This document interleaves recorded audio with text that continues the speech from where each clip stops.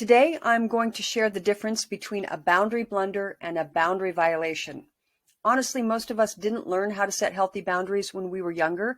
So knowing this one distinction, my friend, is going to be huge. It's going to help you so much because when you set better boundaries, it skyrockets your self-worth, your self-esteem, your self-confidence. Better boundaries, healthy boundaries are one of the pillars of good self-care. So let's dive in. So let's talk about a boundary blunder versus a boundary violation and the difference between the two.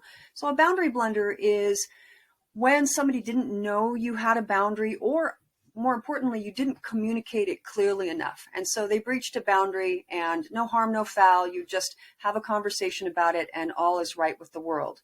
Perfect example.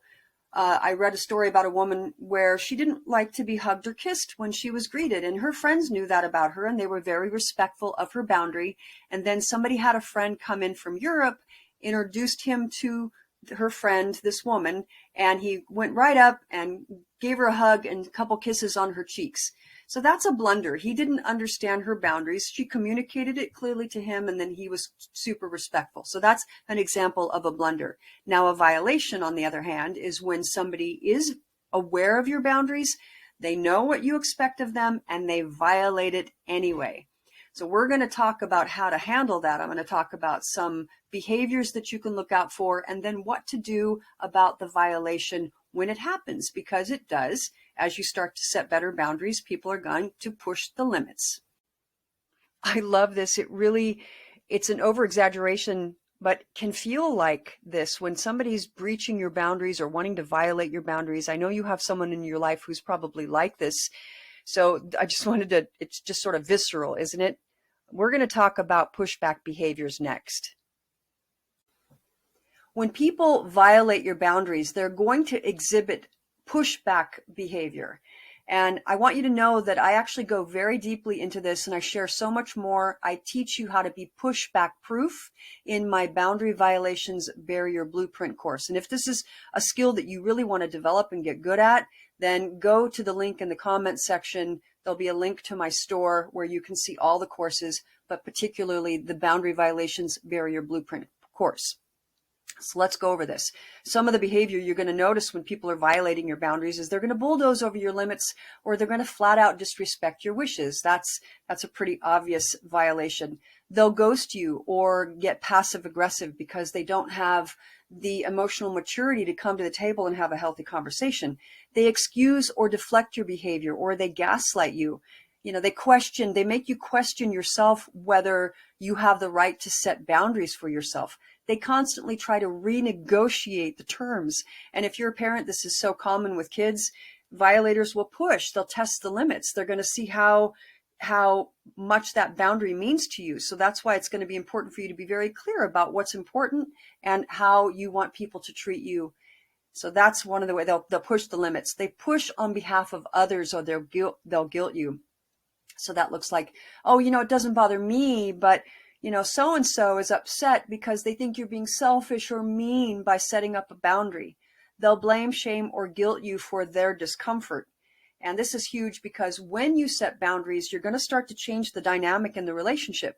So people are going to be upset. I just want you to know that when you are ready to set better boundaries, you're going to get some pushback. And that's it's very common. I want you to be prepared for it. So I wanted you to see this behavior. Great. We are now, my friend, at the best part. This is how to deal with a violation. I call this the boundary violation diagnostic process.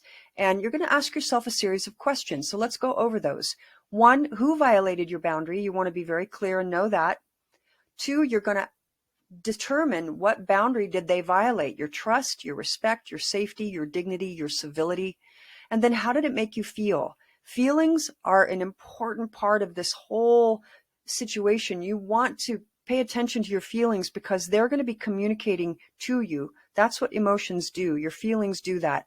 And our conscious mind sometimes isn't even aware of what's going on, but the body knows. So if you feel embarrassed or uncomfortable or even unsafe, these are emotions that are signaling that there has been some sort of boundary violation. At the end of this video, I'm going to recommend you move on to another video called The Mood Meter, How to Build Emotional Intelligence and Resilience. And I think that that would be another really great video to watch to support you in this process. What needs to be done to restore the boundary? That's the next question you're going to ask. You want to figure out what you want them to do in order to restore the boundary that they violated. And then if this is somebody that is a consistent boundary pusher or violator, then you're going to want to set some consequences. You can do this by using your words, physical distance, emotional distance, time, support. These are all the ways that you are making it crystal clear that you will not put up with nonsense. So there you go, the boundary violation diagnostic process. So do this for healthy boundaries. Put up the velvet rope, my friend. You are a VIP. Your time, your energy, your resources are super valuable, and you're going to want to be very discerning as to who can come into the VIP room with you. Your healthy boundaries are neither rigid nor porous. They're right in the middle. So you're letting the healthy in and you're keeping the unhealthy out. So remember, I'm going to put the link in the comments section below to my store so that you can see some of the boundary courses that I'm offering to help you dive even deeper into this topic and learn and really bring these really powerful and healthy habits into your life. And then I'm going to also recommend that you move on to the next video, which is the Mood Meter, How to Build More Emotional Intelligence and Resilience. Bye for now.